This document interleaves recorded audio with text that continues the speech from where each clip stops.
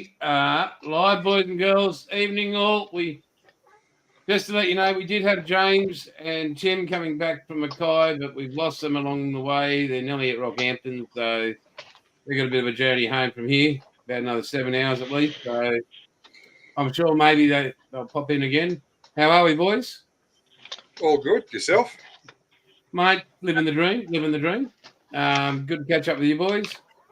How are we, Wombat? What are you up to, mate? Good. Not too much. Been crook for the last week and a half. So. What, COVID again? No, I don't know. I've had a few tests. Got a follow-up appointment next week with the doctor to see what's going on. Cool. All right. Well, hopefully they sort it out. Oh, Dom's in. Well, can you believe it? Hey, Dom. Hey, Dominic. Hey, Dom. Good to see you, mate. Good to see you. And Paul, what have you been up to, mate, besides looking after your mum? Working on the Chevy. Did you drive it to the levee? No. Was it dry? Yeah, well, it's a model. It must have been those good old boys. Yeah. Drinking They whiskey were and drinking rye. whiskey and rye. Mm-hmm. Oh, my Jesus. You didn't send me that little bit. Woody! Bad light, but oh, yeah. Look at the shine on that. Oh, Nice. Wow, mate. That is stunning. Must have been done with Tamia. Yeah, I think maybe it might have been, mate. Could have been Tamia. Or That's looking great, mate. And Bilge, what are you building at the moment, mate? What are you up to? How's your week been? And do you know where a barber is? Hey, I mate. have been under the bonnet of a Hilux all week. Okay. No barber under there? No, No, No. obviously. no barber. You're in hibernation, aren't you? Yes. That's his winter coat. Yep. Bloody heck, mate. There's grizzlies out there And that not are only that, but mistake. I don't have anybody to try and impress, so you can also deal with it. Yeah, yeah, you've got the whole, I don't know, what would you call Builder's look at the moment, the side profile? It's got that very mature look about it. It's like I don't own a hairbrush, but you know, I'm working it. Yeah, I'm rocking it. You are, mate.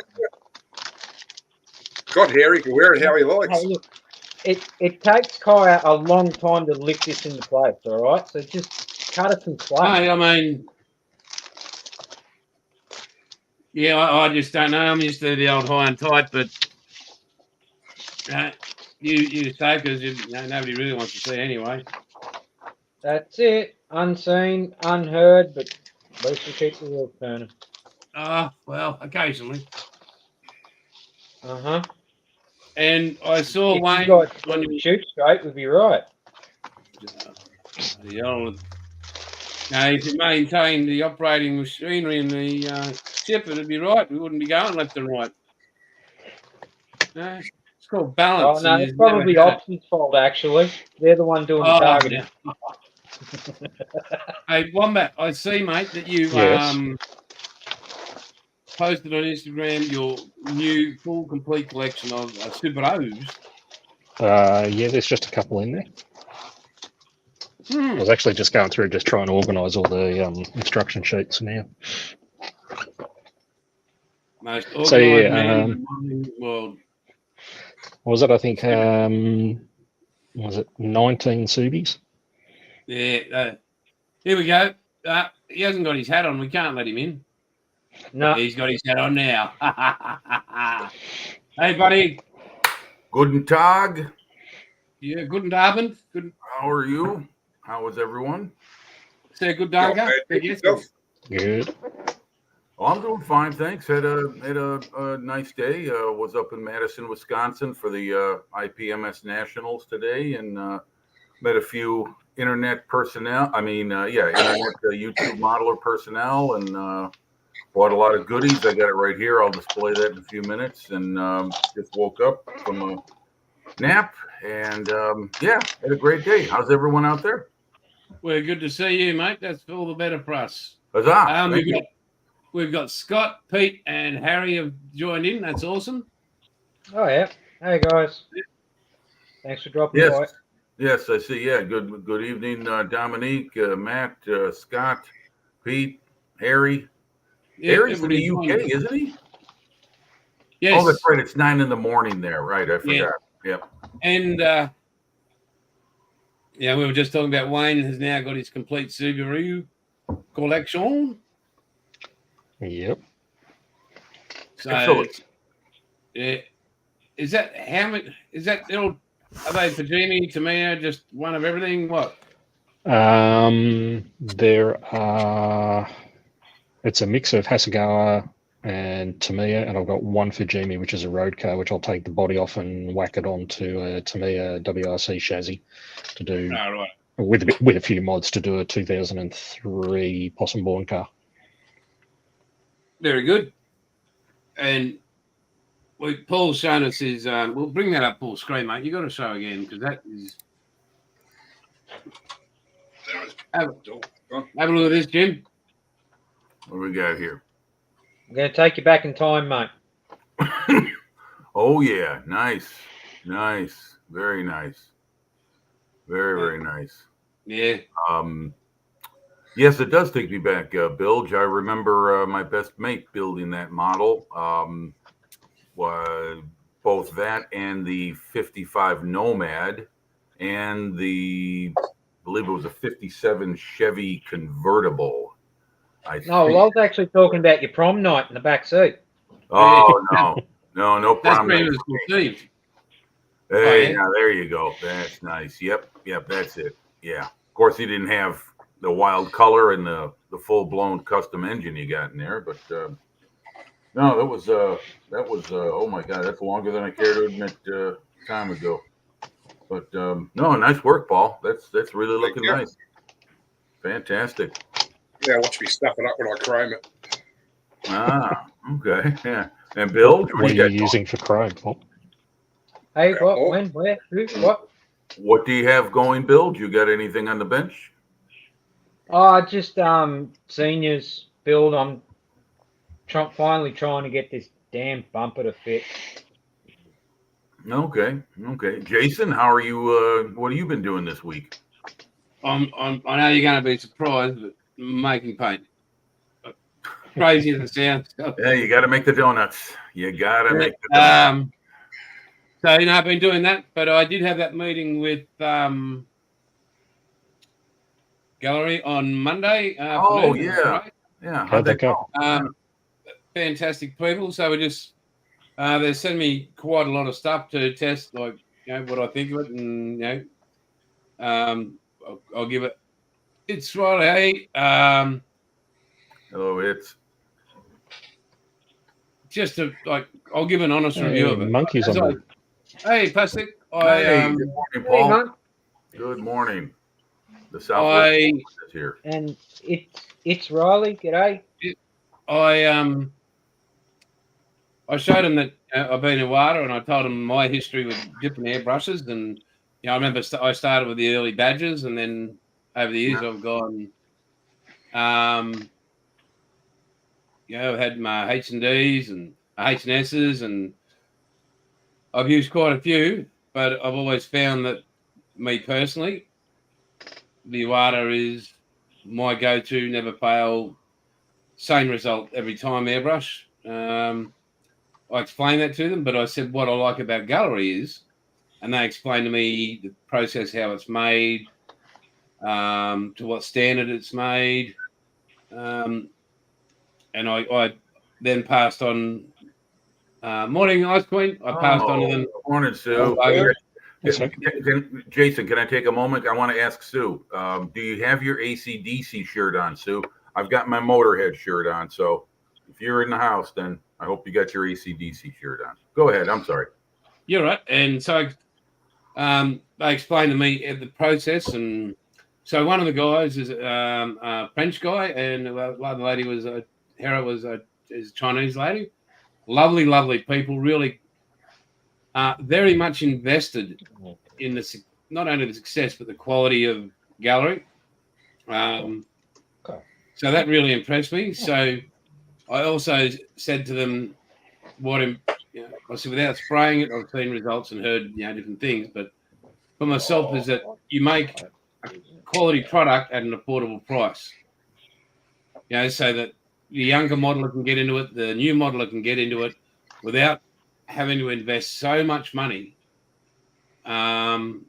Which I thought that was one of the big points. So as soon as it all arrives, I'll be doing the reviews, and I'll be doing them live. Like as soon as they come, I won't be going, okay, I'll have a play and then I'll do this and do that. I'll take it out of the box, plug it into the compressor, and show people what results are there and then. So I think that's the only fair way to do it. I'm not going to say something's great if it's not. If it's great, I will. If it's got fantastic features, I will. If I find myself this doesn't work, but it might work for somebody else, I'll say it. I had quite a bit. Well, I don't know if it's a win, really. Is it AliExpress? I think they call it. I was sharing with you, Paul. Yep. So, like, I got all this stuff, and a lot of it's for the Titanic and different cars and stuff I've got planned. So, like, I'll go full screen here. So I've got these little single watch battery containers with the switch and that. I think I've got about a dozen of those for about $2. Got some great copper braid tape in there. That was $1 something. I've got some awesome thin copper adhesive tape. So what I use for that is to make the connection between, like, say, front headlights, back headlights. So it gives you that option, and in fuselages and that to get up in the cockpit if you need to place the battery at the rear. Oh, so it's conductive. Yeah, it's fully conductive. So you could run your, and because they're, what is that, 1.2 mil or something, you can run your positive and negatives and all over that. So that was good. I think these cost me $3 or $4 for the three of those. Silky tip, really sturdy. So I was happy with that. That was a bargain. I got the three saws. That one.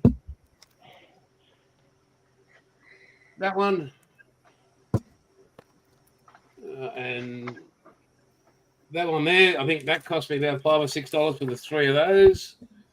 Hang on, I'll just fix this mic up. Yep, there we go. I got 4 rolls of this. They're 2.5 millimeter LEDs, 60. It's a meter, 60 LEDs in the strip. Hang on, I'll just open that up.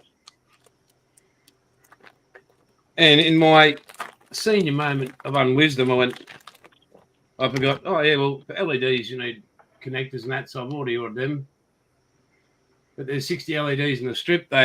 You can chuck on a remote color changer and stuff like that. I've got a little. I was speaking to Scott. He was telling me how he does his electronics and what board he uses for that. So I'm going with him on that. Got this awesome. Hang on, let's see. Am I the right way up? USB solder, plus flux, plus the solder itself, little iron, 3 different temperatures, USB rechargeable. I think that was $10. So I was happy with that. Just move these color palettes down. I think they're 5 diorama sheets for $2.50 or $2.95. So they were good. And I know I haven't got a tank, but I picked this up. Remember I was telling you guys last week? Picked this up for $50. advanced sale gold signature from Tamiya themselves with the die-cast chassis. So this is before the actual kit come out, the full plastic kit. So that's all sealed, and I picked that little baby up for $50. I was stoked.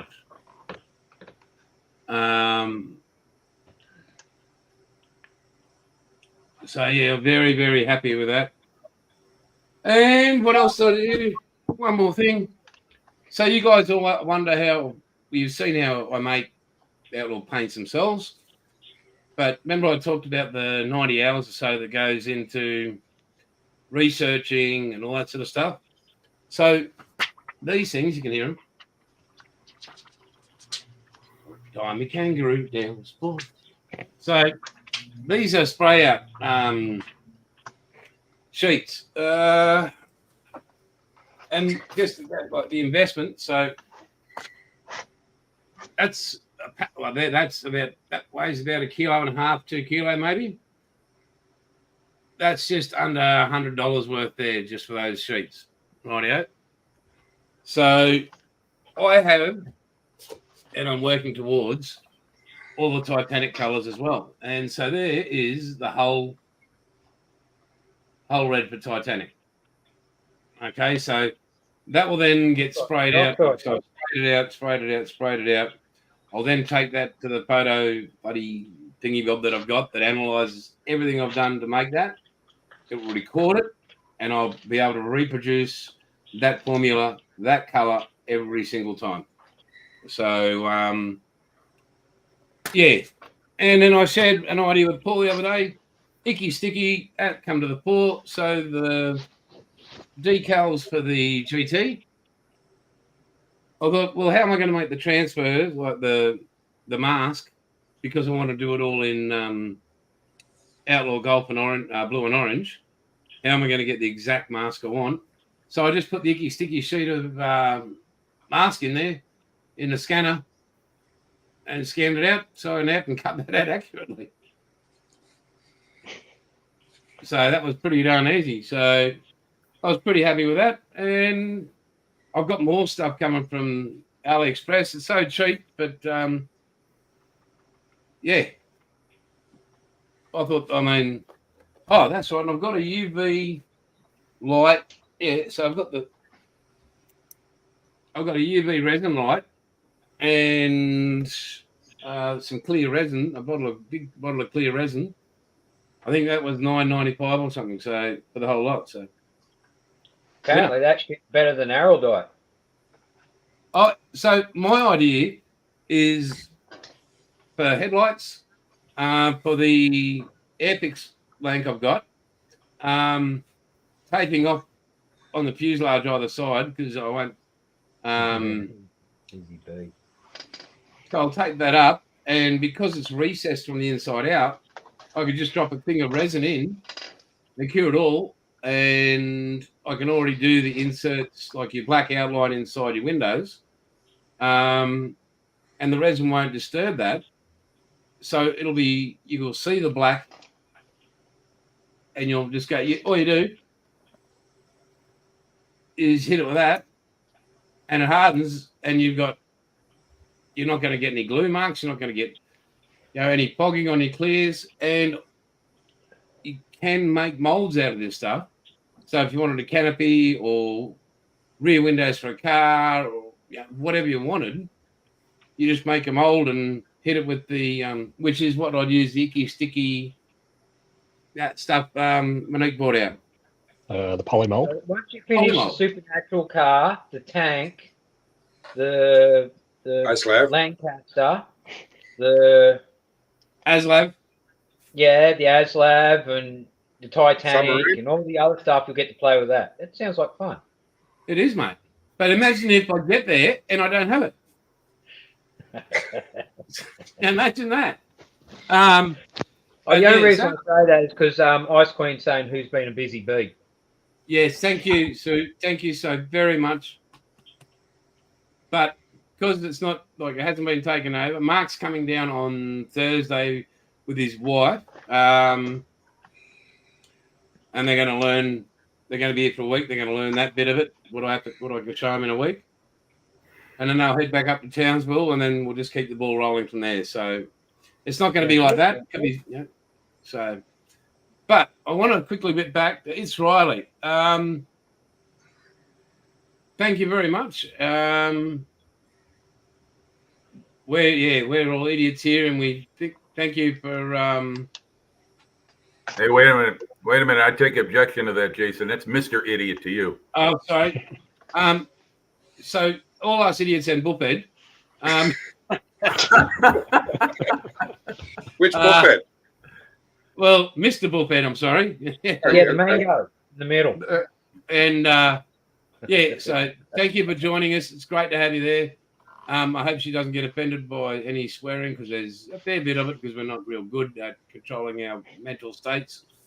But thank you very much, and welcome. Yes, welcome. Yeah, welcome to everyone in the chat too. Welcome to all. I mean, this is a good time for you to be on. Not so much for America, but for the UK and Europe, you're right there on a Sunday morning. So, oh, by the way, I did send you some photos of some of the models that were on display at today's Nationals. I emailed them to you, Jason. So if you want to pull them up while we're on, you can. There's some very good stuff. Did my best with what I could do camera wise, but you notice my new moniker down on the bottom right or left? Yeah, damn. Yeah. Damn it. A friend of mine gave me that courtesy Star Trek. I was about to say that's a Star Trek. Yeah. Well, I was on a live chat recently. There were two Jims. And so someone kept saying, "What do you think about that, Jim?" And we both kept looking at it, and we're both bald-headed. And I wasn't wearing my hat on that one because I don't have to. So you obviously weren't wearing the hat, so they couldn't call you Heisenberg. Right, No. right. Well, sometimes you got to introduce people to that. I mean, not everyone is aware of that. Fair point. Connection. Yeah, especially now with this all white. But what do you got me on full screen for? You trying to scare your audience? You're going to share with us all the little things you got. From, okay, sure, gladly. Okay. Well, first of all, I didn't want to scare people, but well, I think you are, but we'll have to go ahead and take the risk. Let's see. Well, we'll start off with a freebie, and that was a little cup holder. Sprue Brothers. They're a distributor here in the States, out of the great state of Missouri, and that was a freebie. They handed those out right at registration when he came in. And this was, like the big show he had down in, where was that, Melbourne recently? Yeah, that was back in June. Yeah. Yeah, the Model Expo or whatever it was called. Yeah, that's it. Yeah, this is the America show equivalent. It's the big IPMS show, and anyway, let's see what did I get. Let's start with the minor items.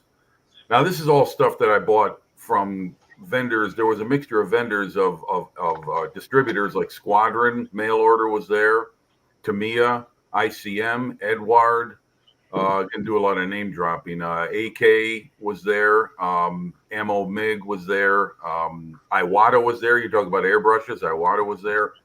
A few other brands. Oh yeah, Azuka Mori was there.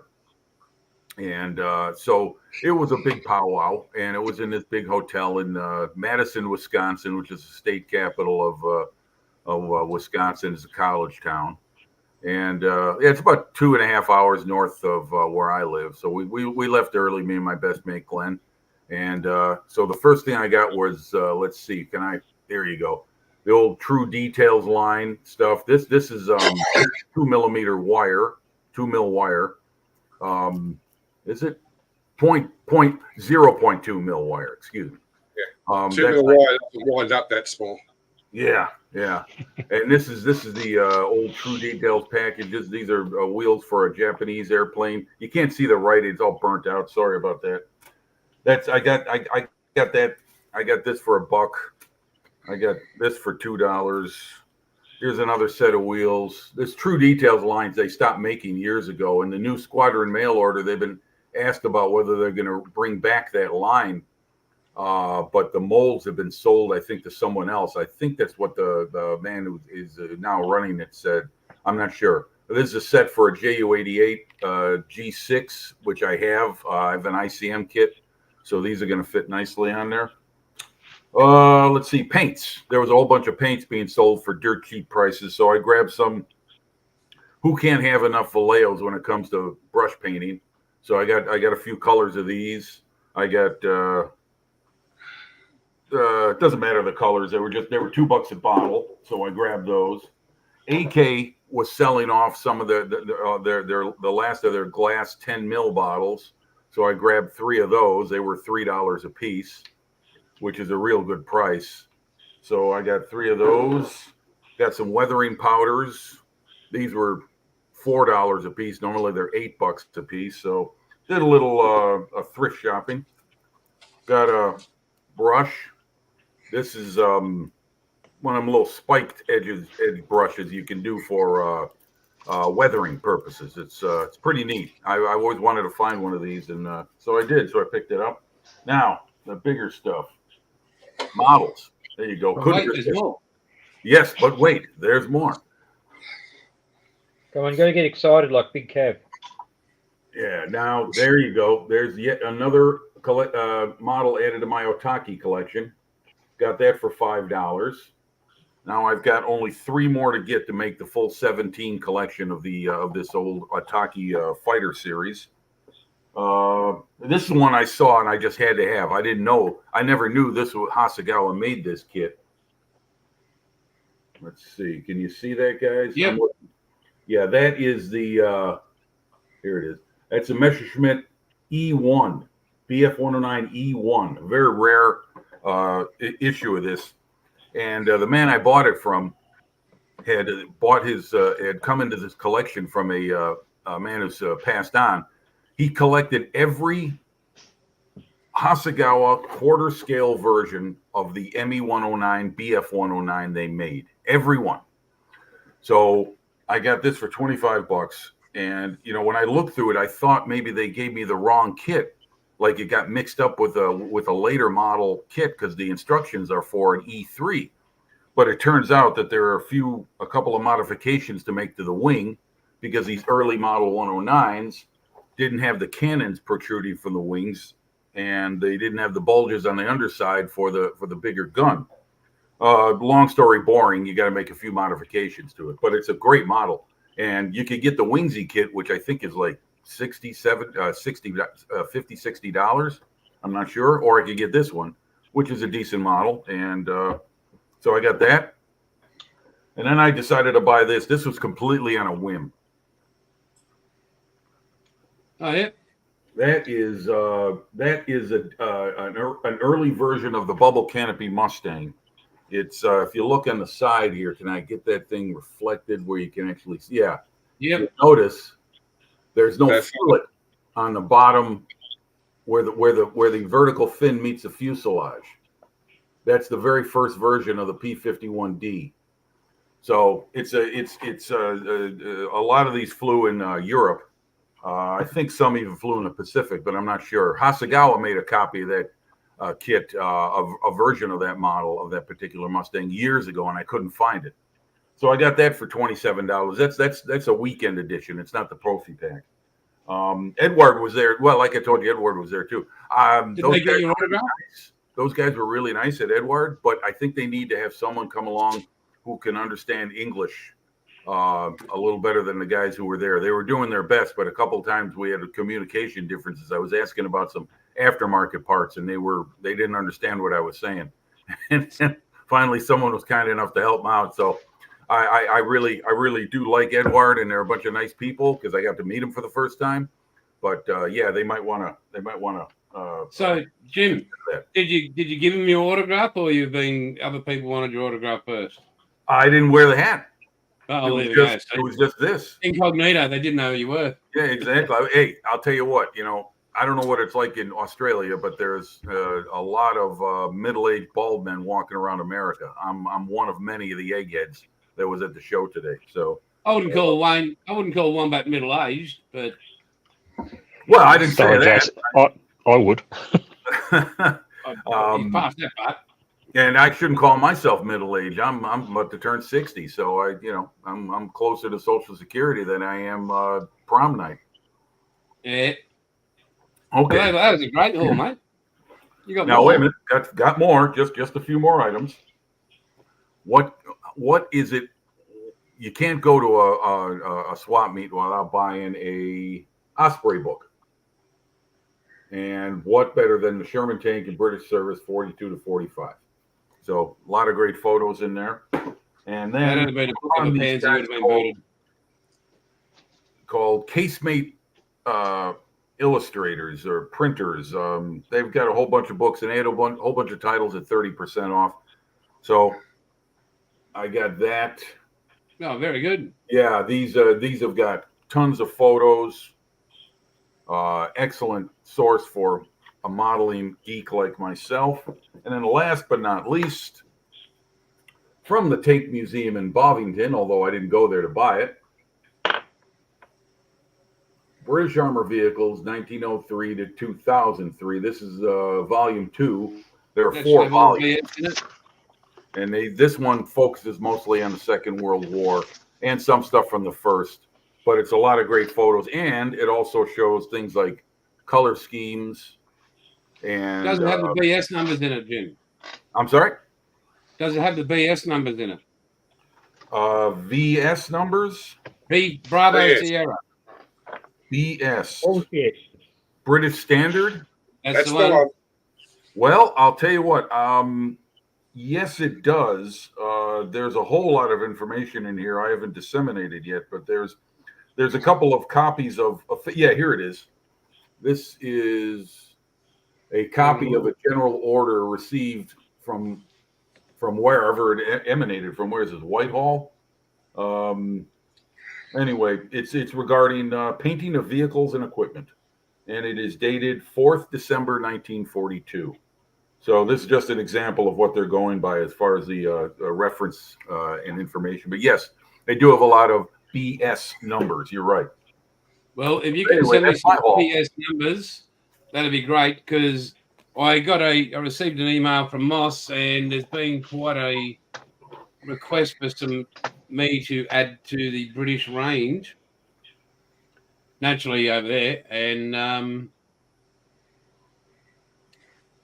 need to get hold of some BS numbers. One of the people that approached him did provide him with some BS numbers, but then there's some AK numbers, and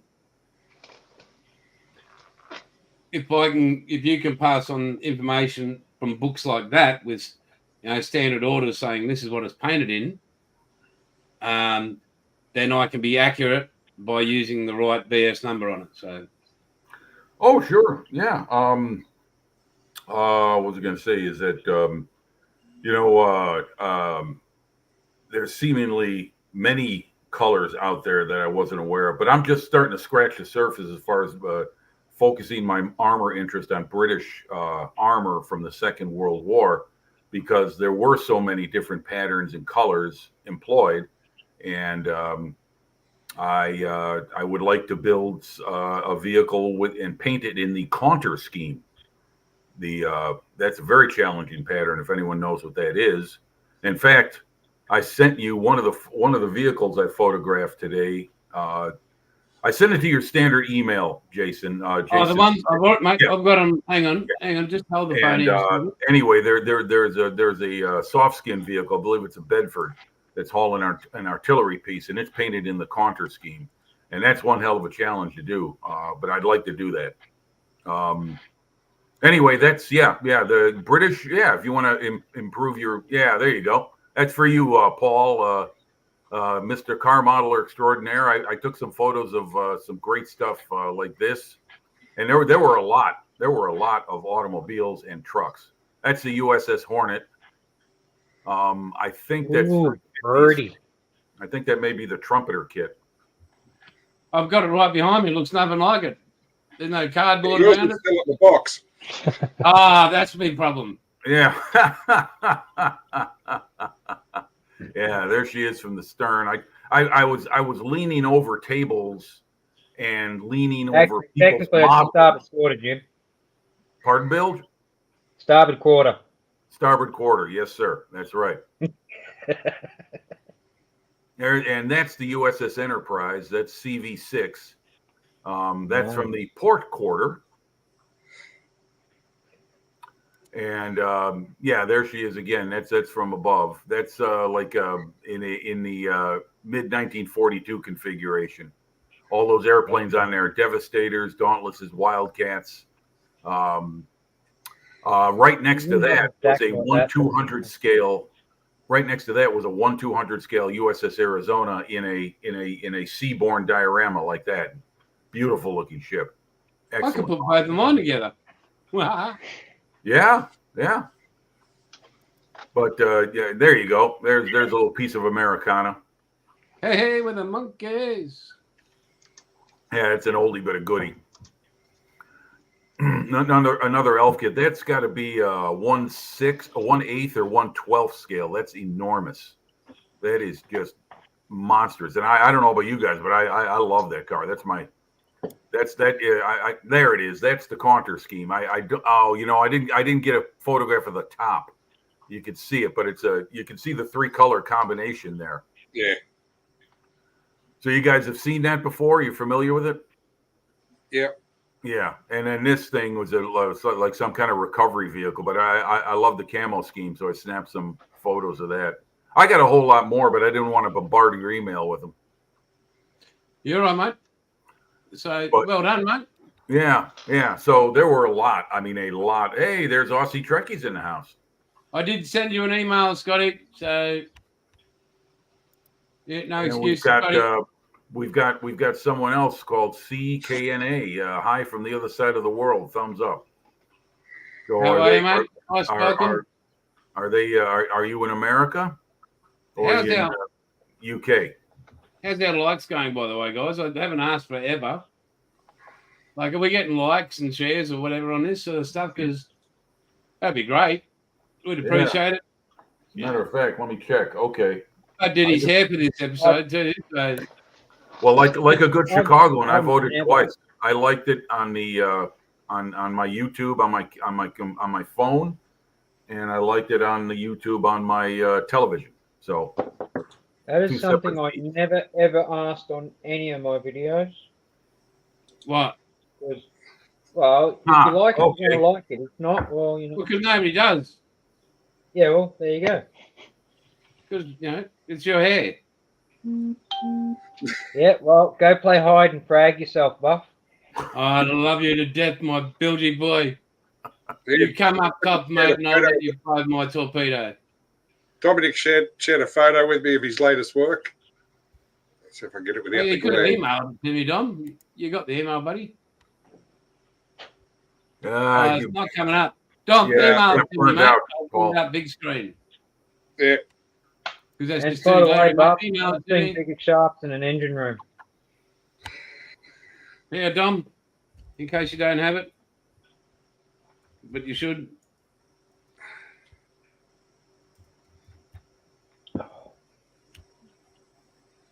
So have you got some photos and you want to share them? There you go.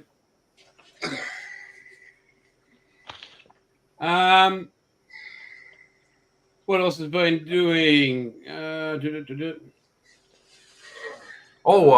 wanted to ask you, as far as the gallery goes, are you going to make separate videos about how the airbrush works and demonstrate it with your paint? I am going to be. I'll go to live with every episode. Maybe it's just a time thing at the moment, and they're not here, so I can work around that. But I will be doing. I think I'm getting 3 or 4 airbrushes. I'm not sure, and accessories and all other stuff. Now, in Australia, and talking to the guys there in gallery, the compressor and the spray booth, it is working on what the Australian standards are to bring them into Australia, like compressors and all that sort of stuff. So they've asked me to see if I'd find that out for them. I said, not a problem, I can do that. So that we can get the compressor and we can get the water spray booth here. Oh, you're going to go with the water spray booth. Okay. They're Well, doing that's what water we got. spray. Yeah. Wow. And there's a lot more in the works that galleries coming up with. So, and it blew them away. They said, "Oh, how much would you like to get out of this?" I said, "Not a cent." They said, "What do you mean?" I said, "No, I don't want money. It's not about money, Paul." I said, "It's about being able to have people start the hobby at an affordable price with a decent product." I said, some kid or mum or dad is watching, and they say, "Oh, we wanted to get into an airbrush," and that goes into their son or daughter's hands, and they start up modelling. Then that's worth more than people can give me. So, Jason, Dominic sent a message. He said, "Email sent." did yes, Bilge. Jim beat me. Damn it, Jim. Oh no, I'm not damn it, Jim anymore. Observe. Look at my nameplate now. He's back to Heisenberg. Yeah, friend showed me how to do that, so I can change it anytime I want. I can display my schizophrenia through my name changes. So. You just talk to one of your personalities there, Jim, and you get the approval first. I'll have a board meeting with myself and find out what the board of directors says. Yeah, well, that's great, Jason. I'm glad to hear that. That sounds fantastic. So here is Dom's latest work. So my ex-mother-in-law. I didn't know he had a photo, but there she is. Wow. Wow, that's better looking than my ex-mother-in-law.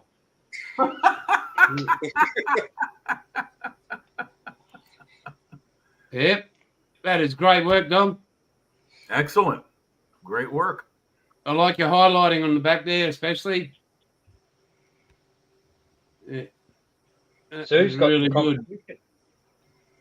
Yeah, Sue's gonna like that. She does a lot of painting of figures in that genre modeling. So yeah. Awesome job, I mate. can't wait for her to finish the sexy elf. Damn, that's going to look good.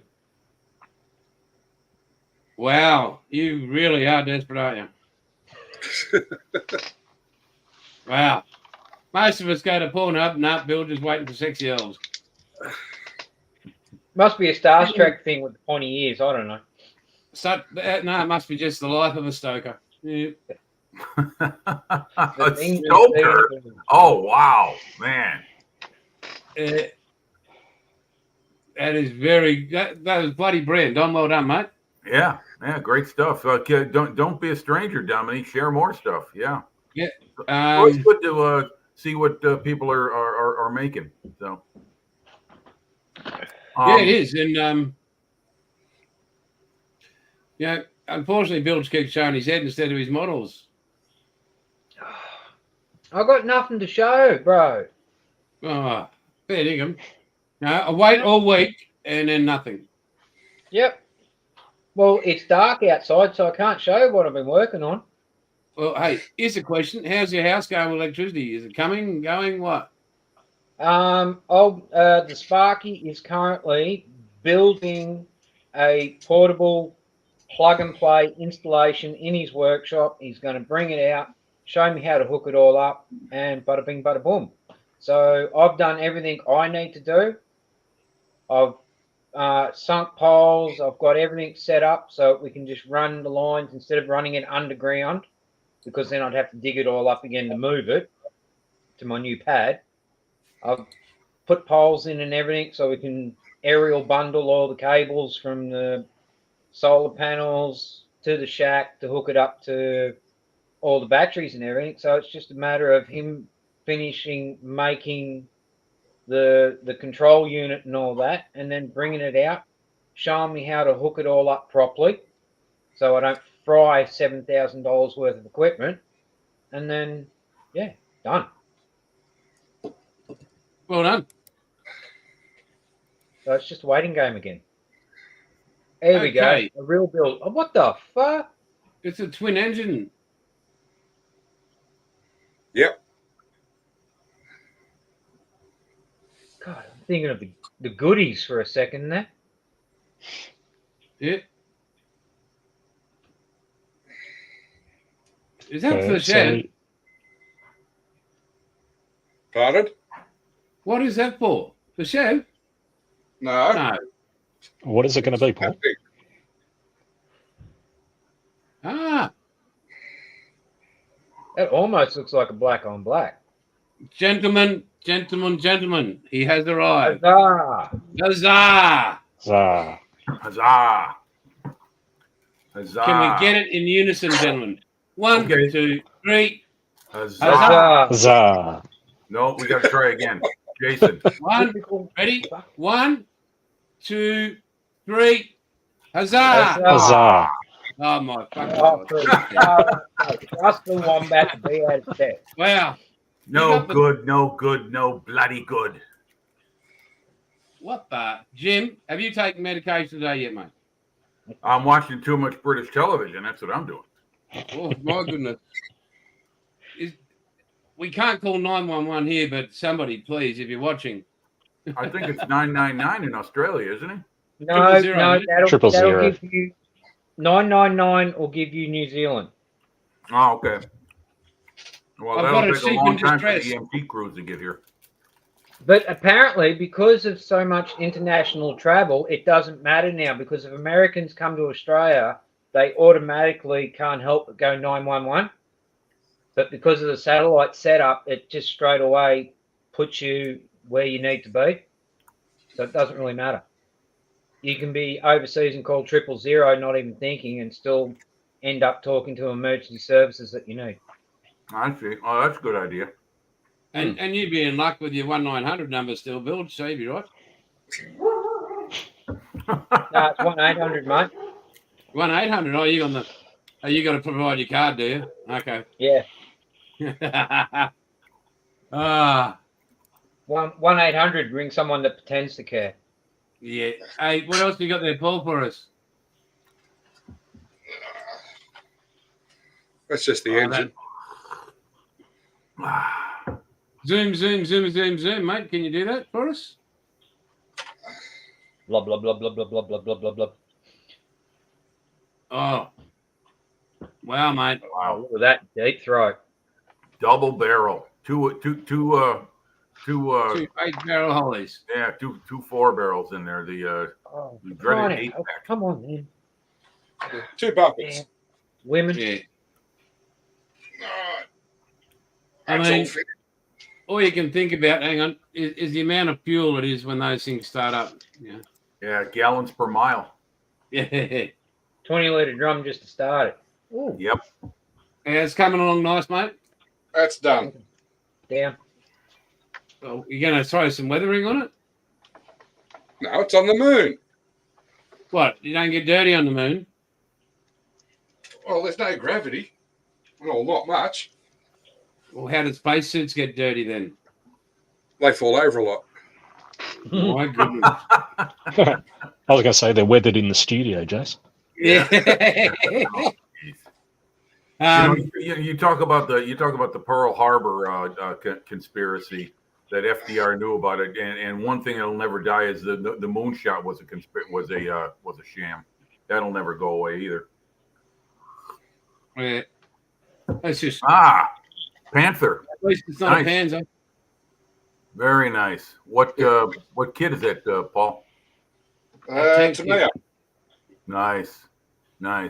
it's got all the detailing from the Millennium Falcon on it. I'm sorry. Let's see it. Greeblies. Those panels are all over the Millennium Falcon. Yep. I was watching a guy do the Bandai X-Wing, the motorized X-Wing, and it was off the charts. His chipping, because he's in space, maybe he missed the moon and didn't get dirty around the space, but it was unbelievable the amount of work this guy did. And his shadowing, oh my God. Motorized. What was motorized on it, Jason? Hey? What was motorized on it? So he completely drilled out the cockpit and put fiber optics all throughout. Okay. All right. He also drilled out. You got a fan club, Paulie. You got a fan club. Scale model wants you to keep dragging them out. Yeah, he drilled out R2D2, fed from the inside the fuselage and put fiber optics in R2D2, but it's already it's lit up in inside. It's got the soundboard, and you press another button, and the wings open up and then close back down. That's very impressive. That is. Oh, it was. That sounds like something Scott would do. That sounds like Aussie Trekkie. Yeah, Aussie Trekkie kind of thing. Yeah, it was just. What do we got there, Paul? That a Challenger? Challenger 2. Yeah. Oh, with all the armor on there. Yeah, you know those things. They just don't look like tanks to me anymore. I'm a hopeless traditionalist. Yep. At least there's no panzers in the picture. Hang on. Go fuck yourself. And we'll exit full screen now. Oh no! What happened there? Yeah, mate, we can't see it too far away. You going to do the sound effects for that one, Paul? Panzer 3. Anybody want to see Buff get nostalgic? Yeah, sure. Yeah, here we go. Here we go. All right. Oh my God! Look at that. And that is Bilge. That is a Royal Australian Navy DDG 38 HMAS Perth. And who served on board that? Well, Buff served on Hobart. I served on Brisbane. Okay. Same class of ship? Yep. Okay. Best class I've ever come across. Same paint job too. What was that, Jason? Same paint job. Well, I would guess, yeah, unless there's a different kind of gray. And Hobart was 39, wasn't it? Buff? Yep. Yeah. Brizzy was 41. And I can tell you the paint is thick in places. So,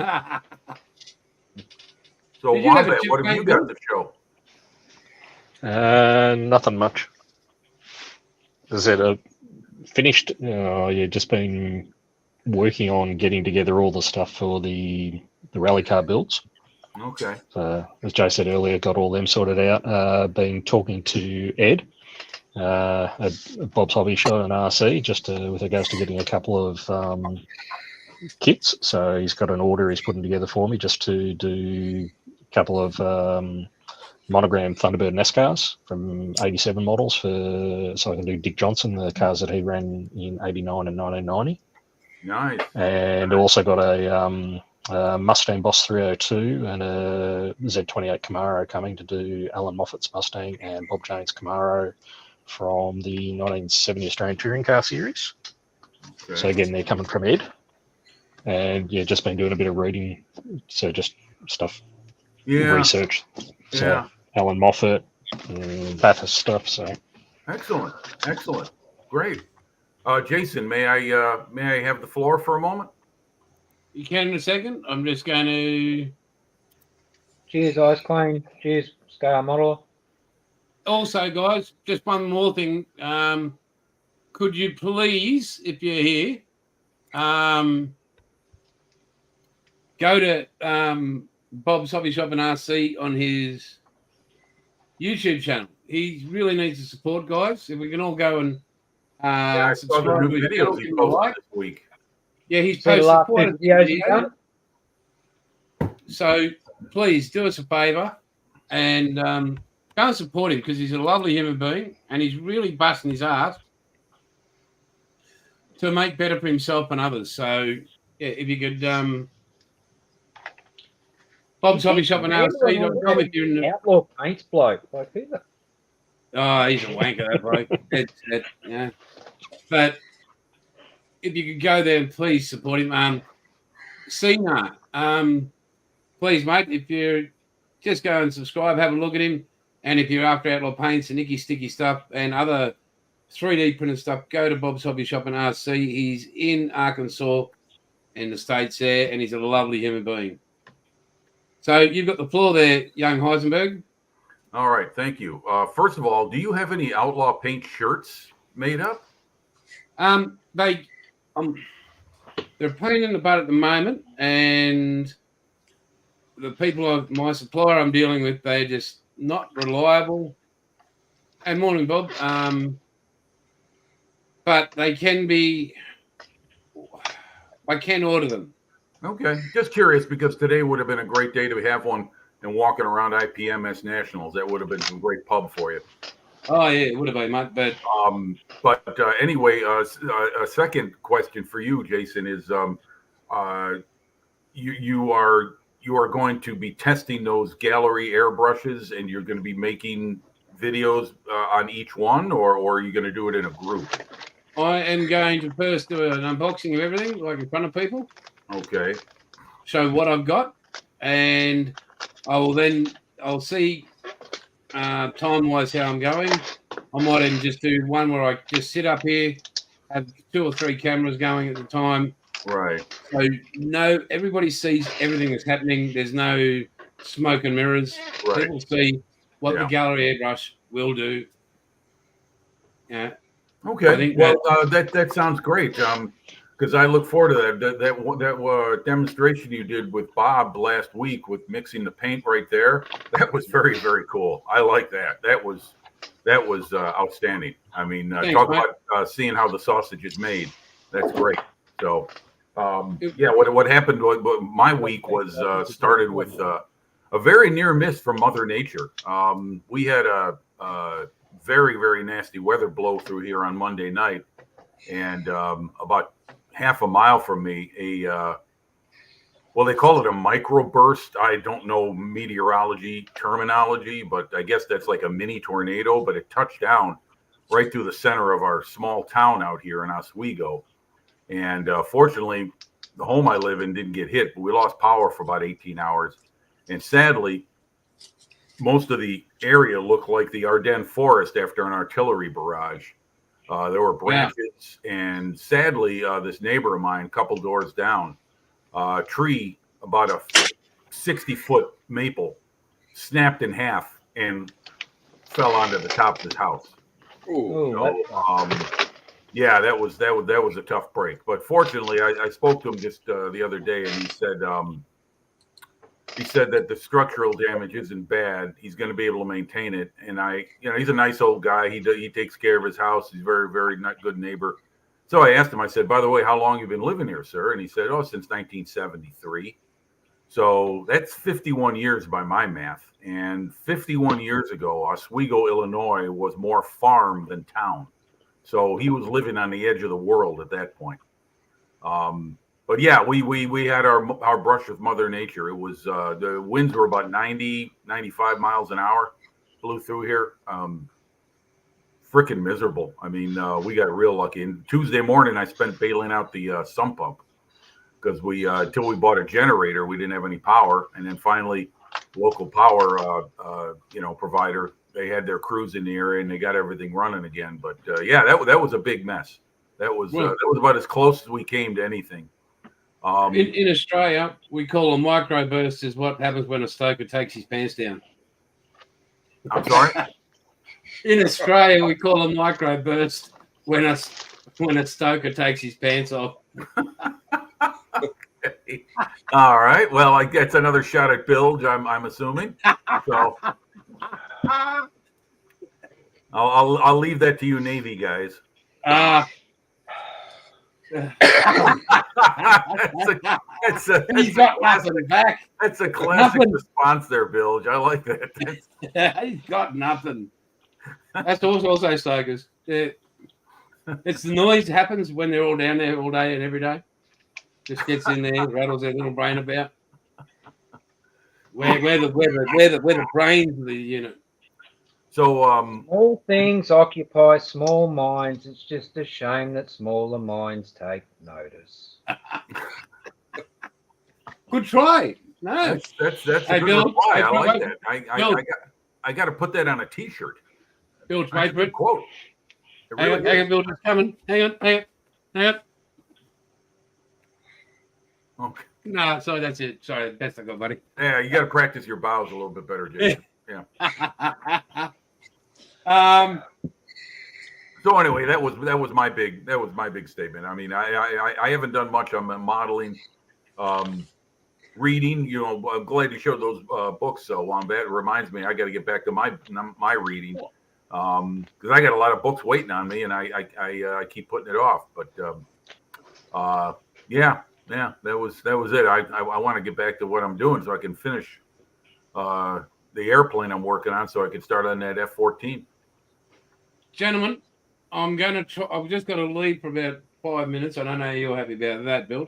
But who's going to be responsible? That to an Australian. Wombat looks responsible.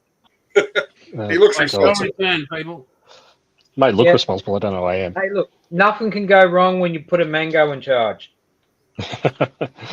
Thanks, Bilge. Hey, Jim, I was actually going to ask a question. It's with that Edward P51 that you got. Have you worked out what livery you want to do it in? What markings? Yes, I do. As a matter of fact, there is a particular fighter group. I can't remember the number, but they had a very unique paint scheme to their P51s. They were originally natural metal and large areas of. Let me get out the directions. Hold on a second. This is a fascinating. I'm really glad I bought this kit. You know, honestly, as far as Edward kits goes, when I first built the Mark 8 Spitfire, it was my introduction to Edward, and frankly I think they're just a little bit over-engineered, and that one kind of took me by surprise. So I didn't have all that great an experience with it. Well, you mentioned the Mark 8s. Yes. Mark 8 Spit. I don't know whether anybody else saw it. Jason probably did, but he's gone. The 24th scale one that's coming out from Airfix. Yeah. You know, I'll give Airfix kudos for that.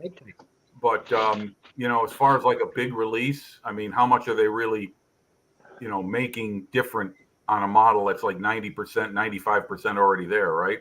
The tail, maybe the wing might have to be reconfigured. Someone was telling me the wing's slightly different from the 9 to the 8. I don't know if that's true, but yeah, I was still hoping for a Lysander. I was still hoping for a 48 scale Lysander.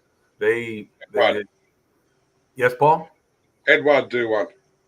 Yeah, I know, but I mean a new tool, Airfix, Lysander. Those guys, when they do it right, they don't miss a trick. You know, like the Fomar from Trumpeter is okay, but I've heard a lot about it that's not good too.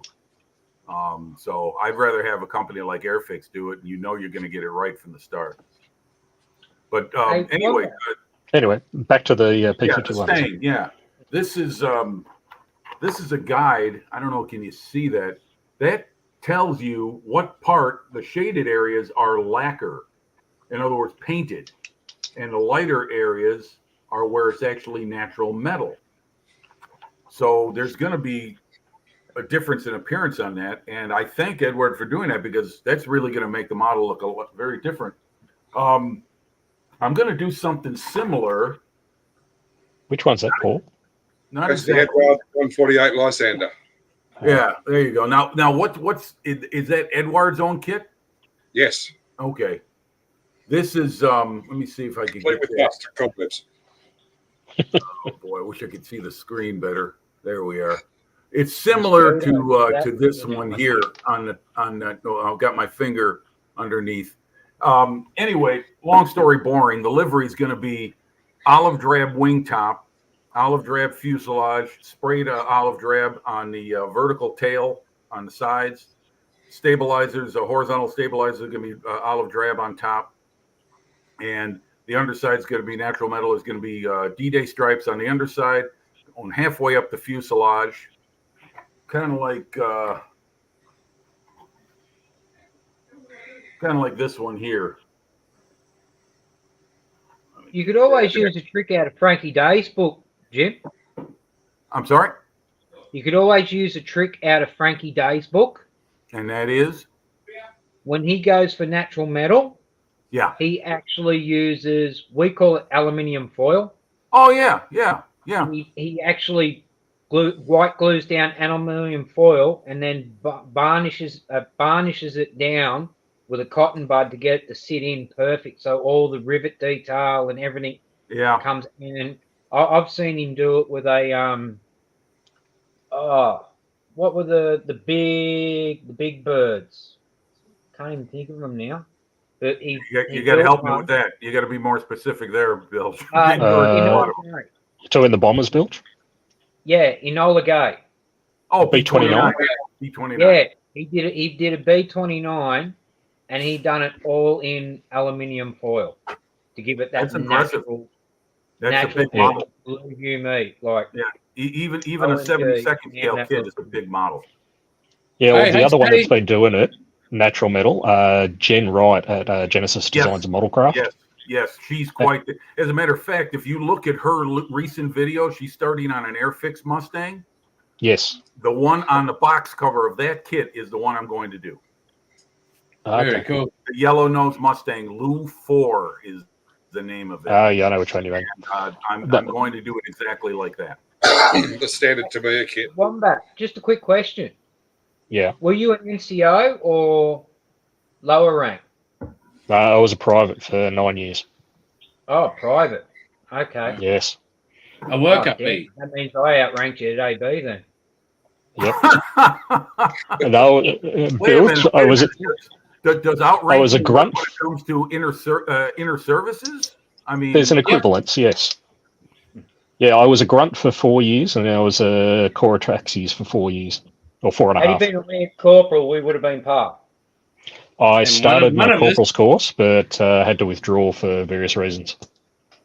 So nearly got there, and they never got me to go back on the course. I had my Calix offered to me, but I didn't want it. Yeah. Well, then I took mine, but anyway.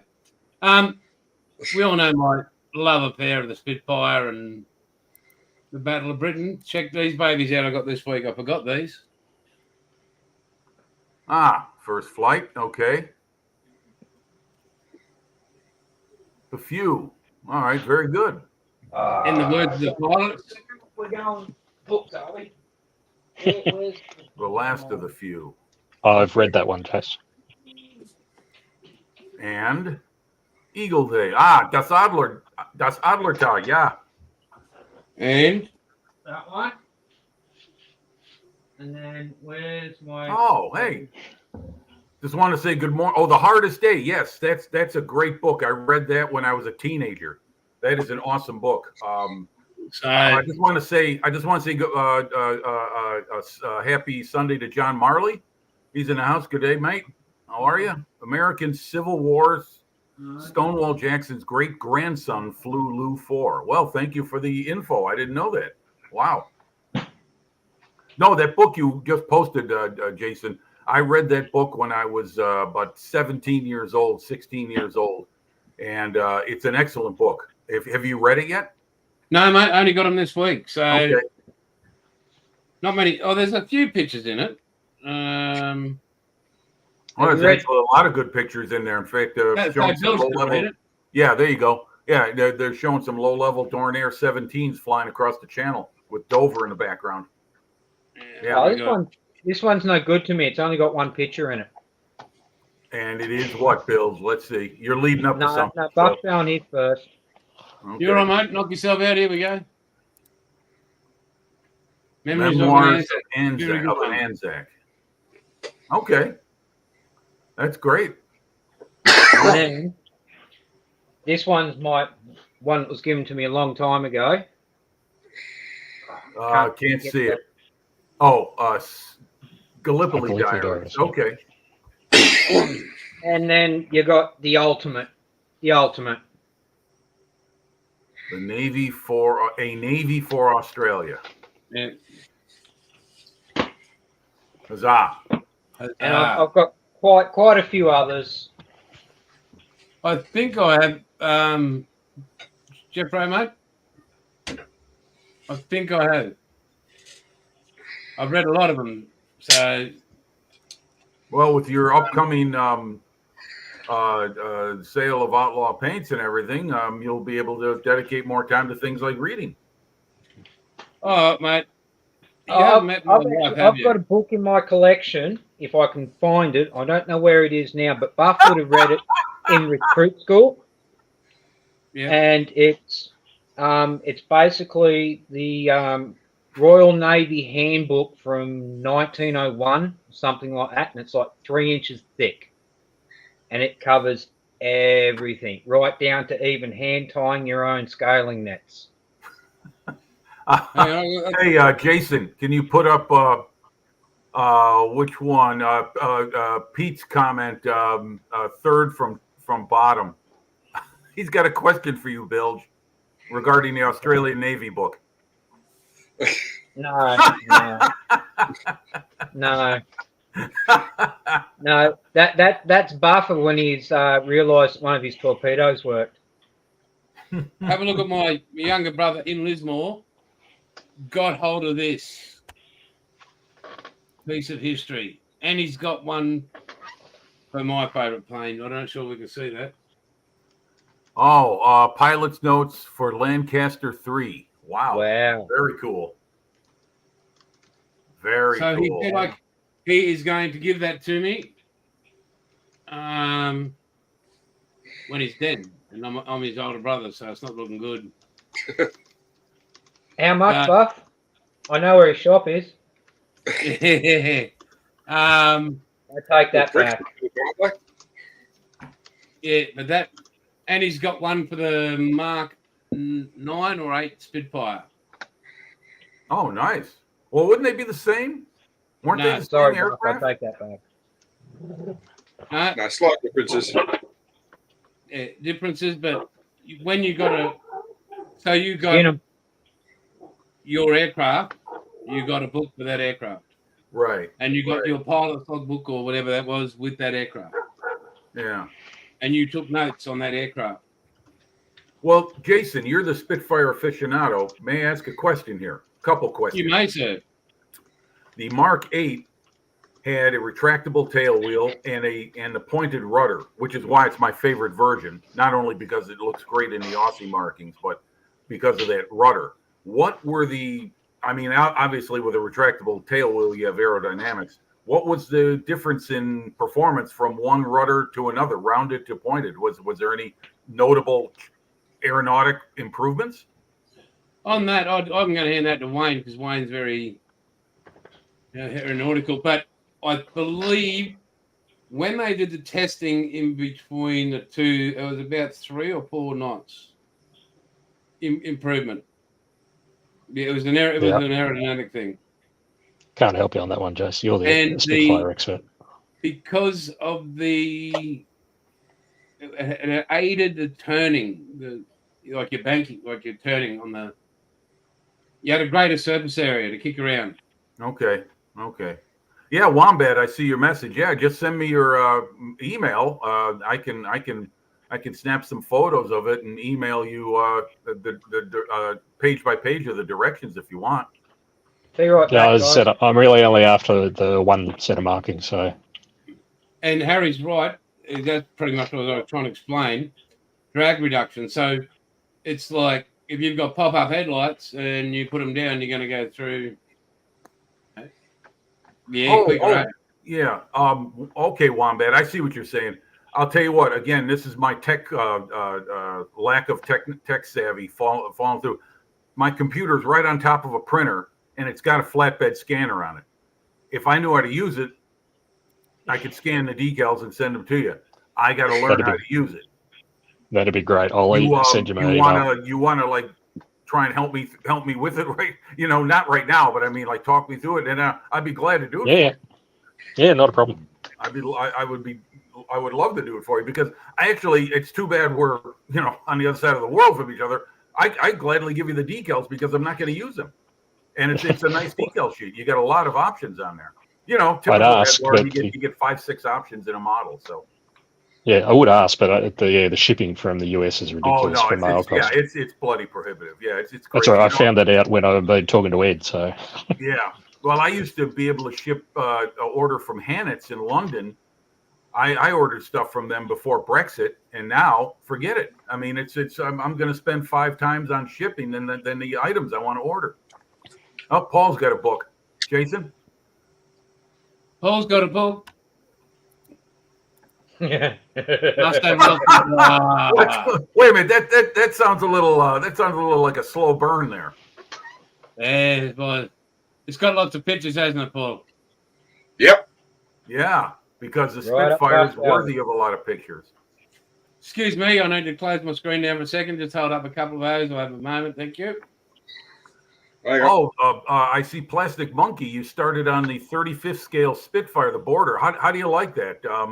I've heard some pros and cons on that kit. Plastic, can you like give me a brief, summary of what you found of it so far?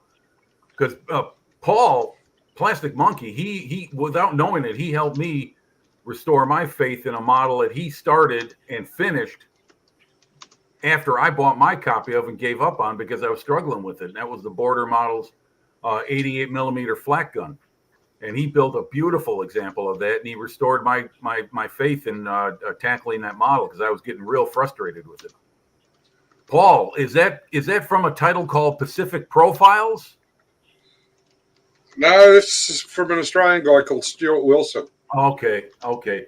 As I'll tell you, one thing I saw at the Nationals today was literally like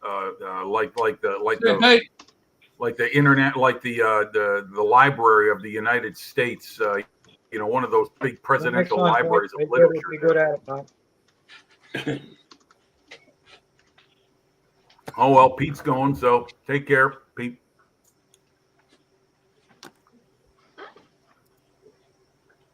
Kids find the instructions a bit dodgy. Yeah, well, there you go. That's border. That's border for you. The instructions are. I'm not surprised by what he says. Not surprised at all. That's what frustrated me more than anything else on the 88 millimeter was the instructions. They're so freaking vague. Yeah, border destructions. Yeah, good one, Harry. Yeah.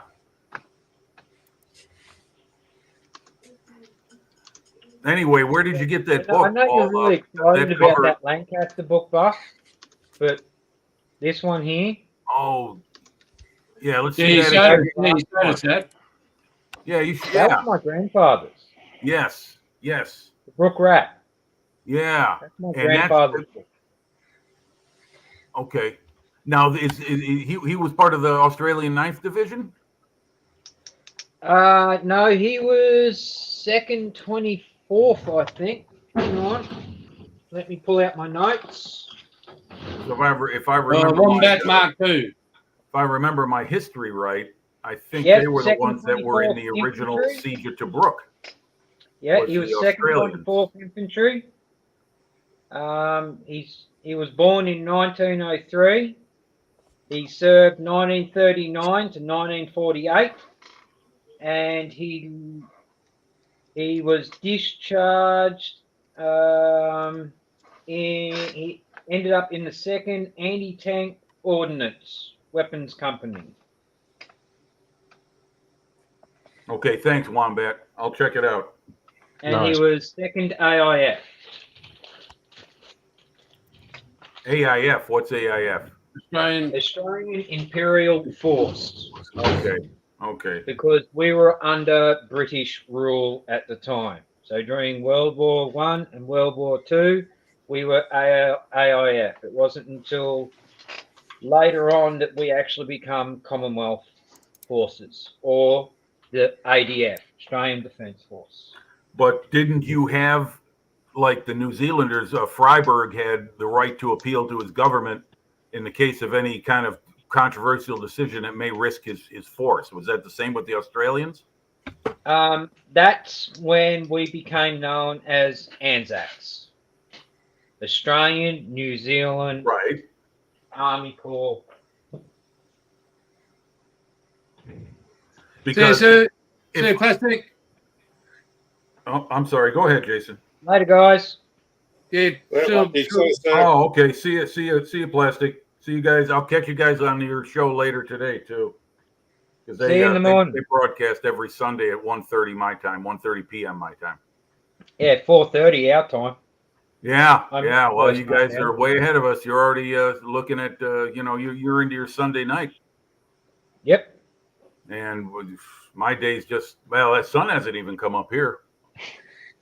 It's starting to get, but that's starting to become later and later. Once we cross over the solstice, the sun rises later in the into the morning hours as the first few months after that progress, and then by the time September comes around, then you start noticing the sun going down earlier too. So the days definitely are shortening here in the northern hemisphere. But I was going to ask, in terms of the history of the Aussies, I believe that when they were coming back to Australia in light of the threat from the Japanese, is it true that Churchill wanted to divert them to the defense of Burma and not let them make it all the way home? And the Australian government intervened. On the Burma Railway. Don't you worry about that. Well, that's because what was left of there at Singapore wound up being captured. Yeah, but I think there was a portion of their troops from North Africa that Churchill wanted to divert to the CBI and not let them get all the way to Australia. Sure our boys got brought home and then got put into PNG, Papua. I'll share something with you here, boys. I know it's very rare to see some of my modelling, but here it is. Oh shit! Okay. Hold time, Pig. Now we're in trouble. That's one of my. Nice. Okay. That's a Mark II cockpit there. So. What model? That is the Epic. Oh, okay. Oh, that's the 20. That's the 24 scale. Who built that? Yep. Yeah, I did. You prick. That's 48. Sorry, that hand does not look familiar to me. Yeah.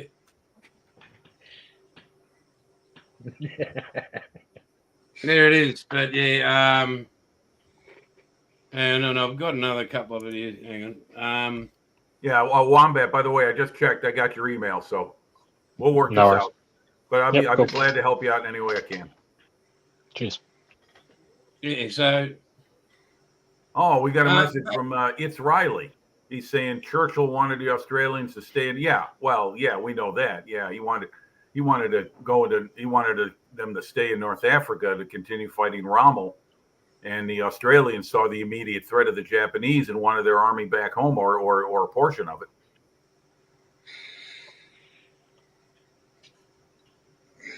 Yeah, I'm looking for some stuff over here, but you guys chat away. Oh, okay. See you, John. Twins signing off. So see you, John. See you tomorrow. Yeah, Monday. I'll see you Monday. You little bloody ripper. Got the bumper stay on.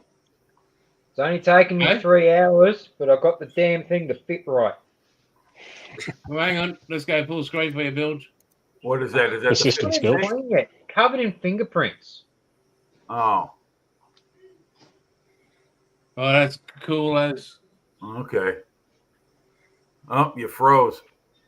There you go. Okay. Nice. Ah, looks good. Very nice. On handling cars, is it easy to remove fingerprints from the paint and the clear varnish? Ah, okay. Low tack. Same cloth you use to clean your glasses. Ah, okay. All right. Just when you do 2K, just wait 2 or 3 days. Oh yeah. As long as if you can smell it, it's not cured. It might be dry, but it'll still be green. But you know, once you can't huff off it, you're good to go. Okay. Oh, and since you're going to keep it on big screen here, look. For senior. Very cool. Oh, okay. That's how we do it down under. Big and bold. Well done, mate. They got to do well. GB Models is in the house. Hello, GB. And you got someone else new, Paul. You got Little History. History, yeah, he's awesome. Oh, Terry. Oh, Little History. G'day. Terry. Oh, okay. So you guys know him. Yeah. And there you go, boys. Oh, we heard a lot about Little History. What do we got there? Gary. Whose is that, Jason? That's mine. Oh my God, Yeah. a model. Holy Yeah, moly. So, Yeah, how old's that? wow. What year was that built in? Yeah. Just after they made plastic, you idiot. Yeah, right. Yeah, when they stopped carving them out of wood. Yeah, hang on. Here we go. Hang on, stuff is. I've got to show you some sort of modelling. It's bloody ridiculous. Yeah. How about the Lancaster? See what you Oh, got yeah, so get far back. on that. So this is a bug I was doing for my mate. The VW? I thought Yeah. Hibbo built the bug. No, I built it. Oh, nice. Is that a split window rear window? Split? No. No. Okay. Those are pretty rare. You see one of those, that's a rare beetle. So, yeah, I made that for a mate, and yeah, he is a mad Beatles fan, so. Are you going back to your teenage days? I'll get stuff you ass.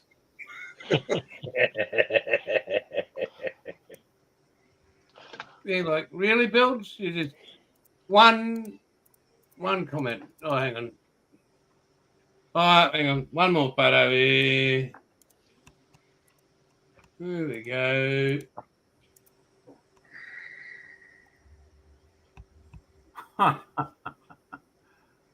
There we go. Yes, I made that. Yes, I painted that.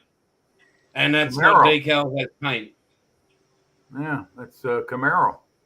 Yep, that's all paint. What's No that? That's decal going on back that. about what, 4 or 5 years? Oh my God. Go die in a hole. You gotta check Little History's latest comment. Yeah, I'm working on it.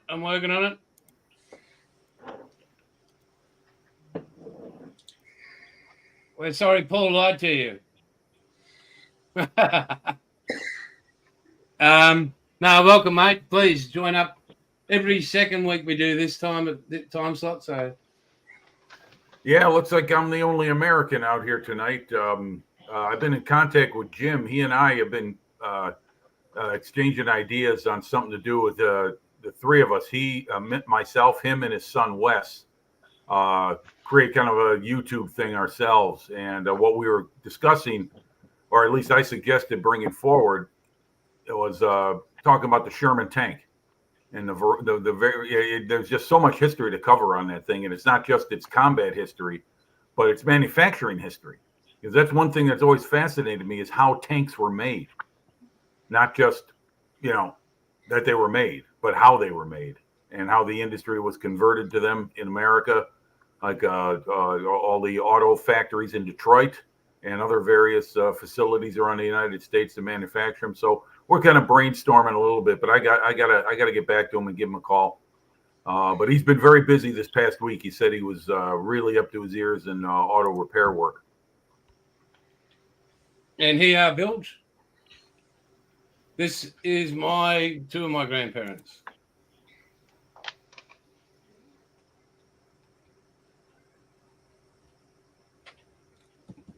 C.L. Bailey and Elizabeth. Lest we forget, mate. My grandmother on the right there, she identified the midget submarine, and my grandfather was in Tobruk and Borneo. Wow. Our grandparents probably bloody passed each other and didn't know it. Yeah, but yeah, so that's something. I put those two flags there one Anzac Day, so Wow. every time I'm heading down the Central Coast, I stop in and say hello, and always very proud and always remember. So Yeah, definitely. I wouldn't even know where my grandfather is. But I well, just know for a Paul, fact no. that as long as I remember him, he lives forever in here. Paul, what's just as you're heading out Gosford Way,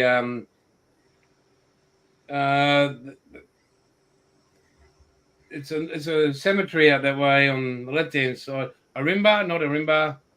Palmdale. Palmdale, that's where that is. What was the one they used to say in Changi? They used to use it as code, and they used to refer to a cemetery in Sydney, because when the Japanese used to let them talk As crook as Rockwood. Yeah, that's it. Yeah, it's as good as Rockwood. Yeah, crook as Rockwood. Yeah. This is going to sound so weird about my family history. There is German, Scottish, Irish, and Jewish. There we go. Okay. All right. Well, So that's Australia is a nation of immigrants, just like America. You know, we all came from somewhere. After World War II, we became such a cultural melting pot that it just wasn't funny. Well, a lot of Americans We created considered the some lucky babies country. there. And I guess we are the lucky country because we just don't give a shit about anything. Well, from what I heard, there were some Americans that married Australian ladies, and some settled there in Australia and lived the rest of their lives there. And others moved to America with their family. Oh yeah, war brides were everywhere. But that was one thing that actually really annoyed the Australian troops. Yeah, I Yeah. bet. Well, yeah, I don't blame them. You know, I mean, that was the same feeling in England, definitely. And one of the reasons why Americans found it easy was their uniforms were a lot more snappy and sharper looking than standard British issue, and so they'd go into the bars and the pubs of London, and the ladies would be so impressed with the way they looked. So, and they had American money and cigarettes and chocolate and, you know, all that good stuff. And that's my grandmother, Jeffro, and Mizpah means may God watch over you. That's all Mizpah means. Is that Yiddish? Mizpah, it's Jewish. Jewish, okay. Yeah, so the word Mizpah condensed into word form in English is may God watch over you. So yeah, that's all that. Okay. Well, one of our most famous battles in the American Civil War was called Shiloh. It was named after a small church or town in Tennessee in 1862, and Shiloh is, I believe, translates into place of peace, and yet it was one of the biggest bloodbaths in American military history. That was a slaughter. If you read about the Battle of Shiloh in April 1862, I believe, it was a good time not to be a man of the military. That's for sure. So was the Battle of Little Bighorn, but anyway, we won't go back that far. Oh yeah. Yeah. You talk about none came back. Yeah. We had our own bloody bad times like that. Yeah, the Rum Rebellion. Oh yeah, you know that's right. There was a prison break in Australia. Cowra. Right. Cowra breakout. Yeah. That blew me away when I saw that. What's that guy's name? Matt McLean or Matt McLaughlin is his name is. He does a lot of Australian history. He's got a YouTube channel. Oh man. I mean, he goes to the Western Front, covers a lot of the Australian Army history in the First World War, Second World War. Covers he's been to battlefields in New Guinea. Oh my God, I can't remember his name. I'll get back to you on that. But he was the one that did a video on that prison break. Yeah, that totally surprised me. Matt McLaughlin, thank you, Jeffro. Thank you. That's him. Yeah, you guys have seen his work? Yeah, mate. Yeah.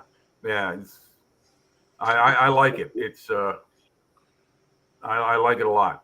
So helps me understand a little bit more about it, and the fact that the Australians had a lot to do with how World War II was fought in the Pacific, even though MacArthur didn't give a damn about him once New Guinea was cleared.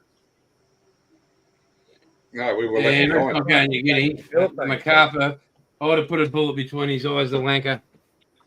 Well, the thing is that as the war progressed and these more and more of the Southwest Pacific became isolated from the Japanese, the Australians are given these missions of invading, like the Dutch East Indies, and launching air raids on isolated islands and stuff. And they started really raising questions like, why are we sacrificing our men on areas that are just going to fall and can't do anything anyway because they're isolated? So that was kind of one of those controversies not really talked about a whole lot.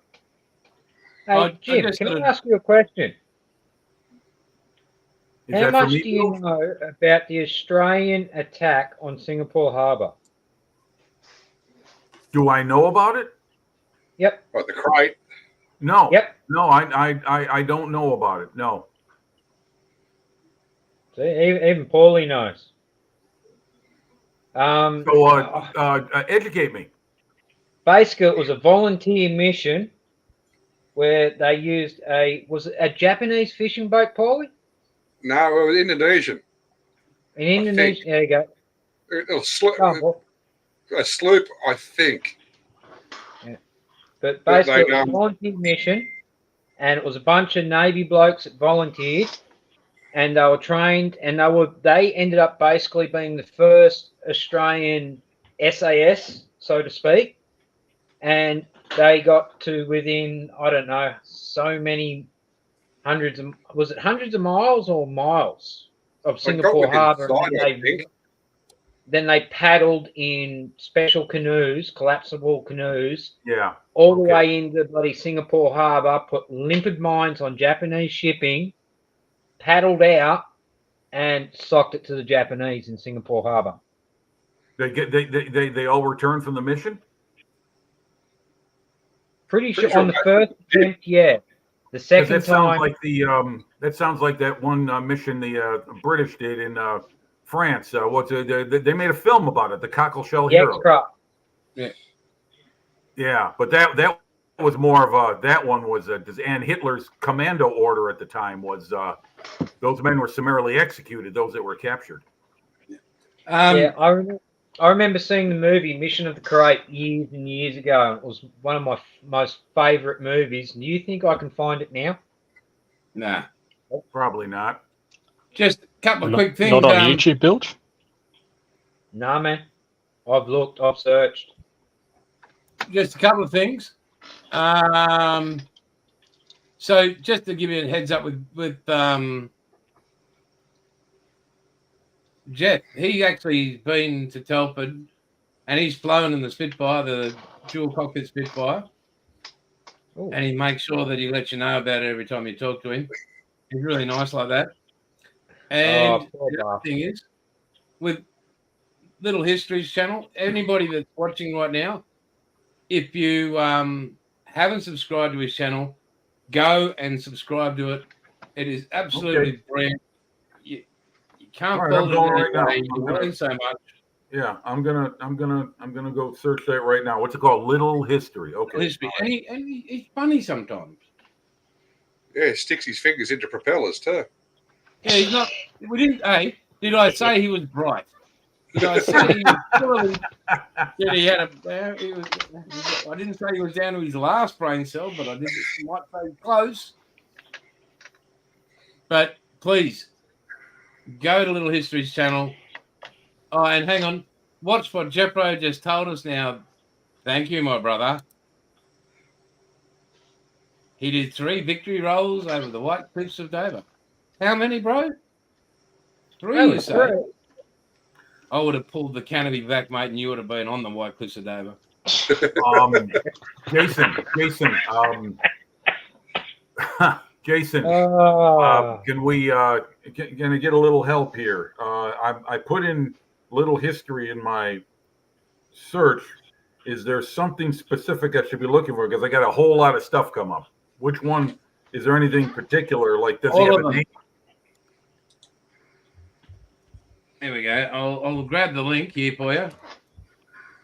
Yeah, simplify it. Once more for the dummies. Yep. And I'm a dummy. No, You he's just know, been Mum, cooking too much meth, that's all. Little history 2392. Yeah.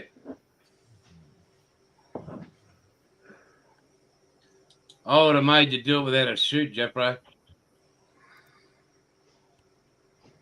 I'll give you the drill. Hey,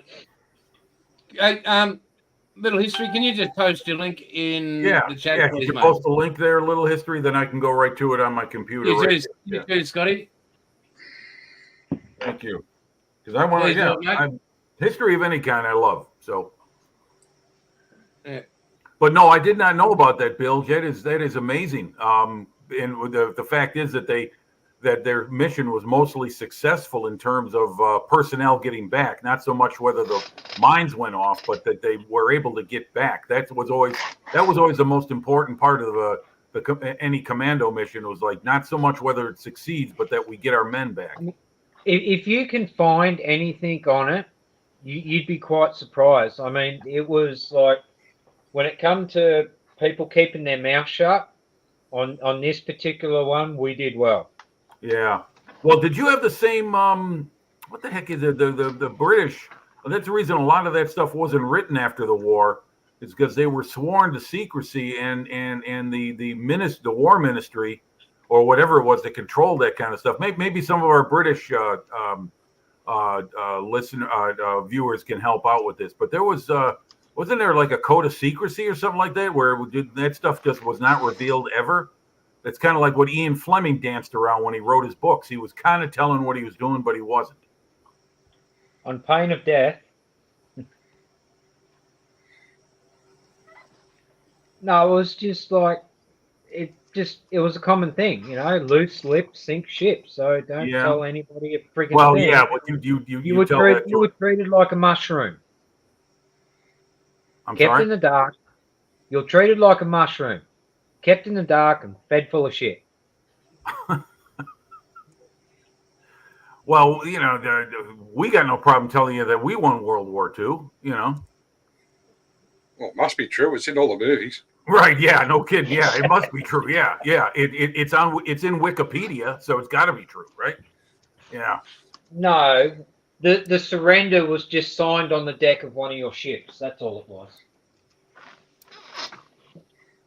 Yeah, that's right. Okay, folks.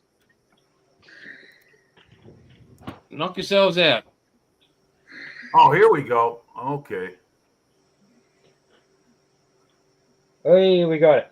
Oh, the Slapton Sands disaster. Yeah, I read about that when I was a kid. Yeah, that was definitely kept on. They definitely put the lid on that. Yeah, that was that. In fact, the Germans inflicted more casualties there than they did on D-Day. Okay, let me go to this. All right, I'm going right there. I want to find out what this man has.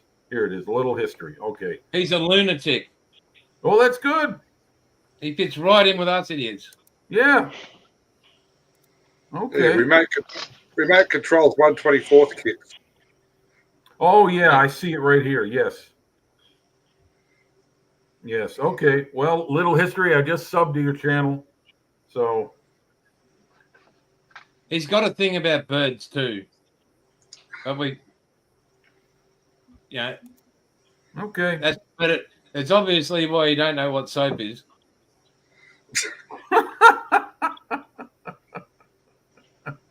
What was that joke I heard years ago? Something about why the British don't bath, and after they showed the first viewing of the first Jaws movie in England. I don't know. You got to help me out on that one. I thought it was the French that didn't bathe. That's why they made cologne. So they don't shave. I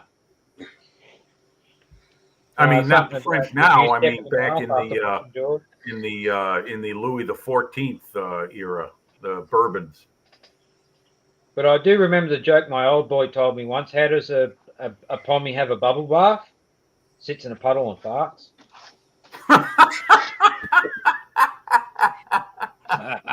Oh boy! Oh yeah. But yeah, you're right, Jason. The kids should not be watching this channel. But you've really got to. If you haven't, any time you spend watching that channel, it's just funny as and it's informative, and the skill level's crazy, and you learn so much. And he's not up himself. I mean, he literally fit perfectly in here. Well, Scotty, it's just But in that all in all that banter and everything being said, when it comes down to the crunch, if it wasn't for all of us working together, who knows where the hell we'd be right now. lost. Hang on. Jeffro's got one for us. Jeffro's got a joke for us. Okay, why do the French have tree-lined streets in Paris, Jeffro? Stop the drunks from hitting the houses. So the oh man, woo! Oh boy!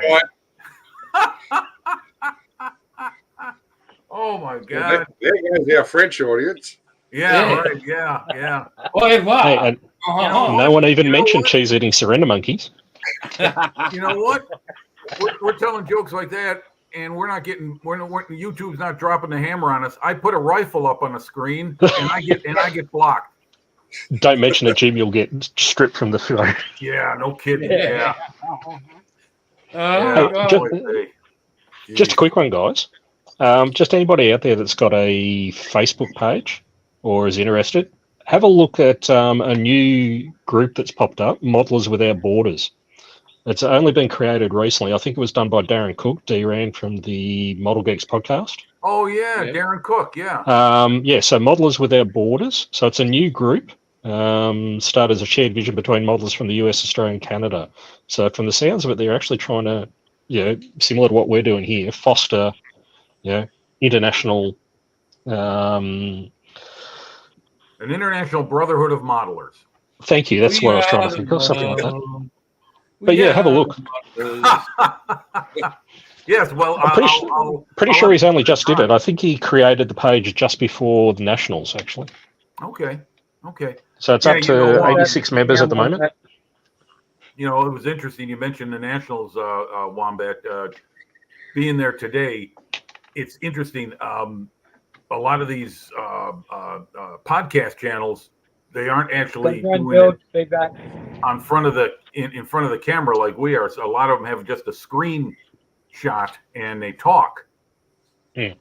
So anyway, point I'm trying to make is that I recognize more than one by their voice. It's interesting because I listen to Plastic Posse, the Mojo, Model Geeks. Guys. They were standing right next to me today, the Mojo guy. And I don't know how many times I've heard them all say, they go to shows in the US or wherever they are, or even when they went to the UK, and it's just, hey, aren't you such and such from that podcast? I recognize your voice. Yep. Voice recognition is greater than facial recognition. It really is. Somehow it's deeper in the subconscious. But I saw him, and I don't know if you guys ever. I'm going to name 3 modelers. 2 of them I'm sure you might have come across, especially if you do any armor. It's a German named Hamilcar Barkus. That's his channel name. Hamilcar Barkus. Good man. He was there. He's an armor modeler extraordinaire. And there's another one. This young man, very young, makes me feel old when I met him. Panzermeister 36. Yeah, I know about Panzermeister. Yeah, I think he's a Canadian. But they were all down. They were at the show together today, and they were just wandering around, watching the, looking at the stuff and partaking in it. I don't think they had any tables themselves, but there were a lot of people that I recognized by voice, a lot, and there were some I did recognize by face because they have their usual shows like Squadron Mail Order. He's got a show on Wednesday nights here. And he's based in Tennessee. And I remember when his show started very recently, within the last 8 months, and he had 5-6 people, and now he's got sometimes 100 tuning in on Wednesday nights. So it goes to show you how this stuff can grow out of nowhere. And Jeff Rose putting up another one for you. Here's another line, Jeffro. Here's what one of Custer's scouts said. Look over the hill. I think they're friendly Indians. Ah, Oh, I got one. I got one for the Yankees. General MacArthur said, "Flies spread disease. Keep yours closed." Oh yeah, yeah. I remember that one. That's from Band of Brothers. well, That's, gentlemen, that's what my physical education teacher used to tell me in high school. Our gym teachers. well, What you gentlemen, got, Jason?